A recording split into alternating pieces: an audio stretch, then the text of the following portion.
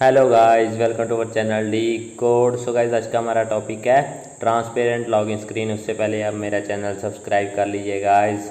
तो आओ guys start करते हैं। तो यहाँ मैंने अपने फॉन्ट्स इंपोर्ट कर रखे हैं पहले से ही, और ये मैंने इमेज भी डाल रखी है अपने यहाँ फोल्डर में। तो आओ गाइस स्टार्ट करते हैं।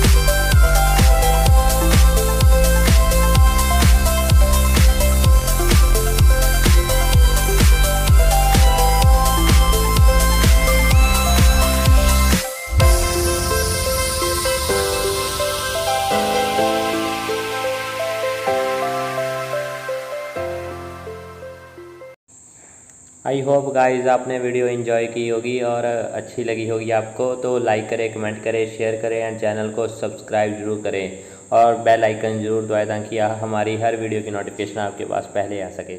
Thank you guys.